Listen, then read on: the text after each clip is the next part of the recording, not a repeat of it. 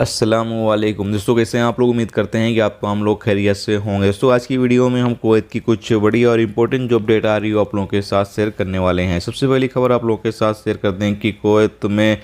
बकरा ईद की हॉलीडे के बाद तकरीबन 2,85,000 मुसाफिर जो है वो वापस कुवैत आ चुके हैं और इसके लिए 1,737 फ़्लाइट जो है वो चलाई गई हैं। यानी कि 1,737 फ़्लाइट के ज़रिए से 2,85,000 मुसाफिर जो हैं वो कुवैत रिटर्न आए हैं, जो कि ईद की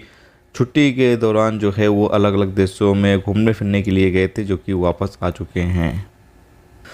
इसके साथ ही यहाँ पर अगली अपडेट ये है कि कुवैत मिनिस्ट्री ऑफ हेल्थ की तरफ से एक अपडेट जारी करके बताया ये गया है कि इस तरह के मैसेज अगर आपके पास आता है तो आप इस तरह के मैसेज से सावधानी बरतें, क्योंकि यहाँ पर मिनिस्ट्री ऑफ हेल्थ के ज़रिए से मैसेज जो है, यानी कि जो फेक लोग हैं वो मिनिस्ट्री ऑफ हेल्थ का सहारा लेकर लोगों को फेक एसएमएस कर रहे हैं। अगर आप इस तरह की लिंक पर क्लिक करते हैं और इस तरह के एसएमएस का आप जवाब देते हैं तो हो सकता है आपके साथ फ्रॉड हो जाए और आपके जो पैसे वगैरह हैं या आपकी जो पर्सनल चीज़ें हैं वो लीक हो सकती हैं। तो इसलिए आप इस तरह के मैसेज का बिल्कुल भी रिप्लाई ना करें और साथ में अगर लिंक वगैरह आती है तो आप उस पर बिल्कुल भी क्लिक ना करें।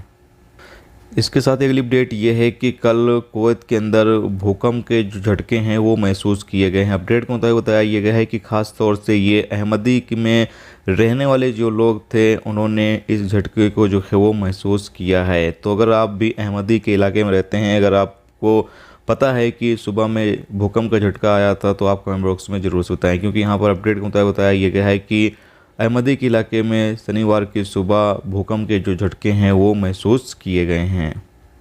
इसके साथ एक अपडेट ये है कि कुवैत मिनिस्ट्री ऑफ इंफॉर्मेशन के मुताबिक बताया ये गया है कि कुवैत में सोशल मीडिया पर जो है वो नज़र रखी जा रही है। ख़ास तौर से जो लोग धर्म और राष्ट्र के खिलाफ कुछ बुरी तरीके से बातें कहते हैं या फिर कुछ फ़ोटो वगैरह ऐसी लगाते हैं जो कि धर्म और राष्ट्र के खिलाफ हो, तो ऐसे लोगों के खिलाफ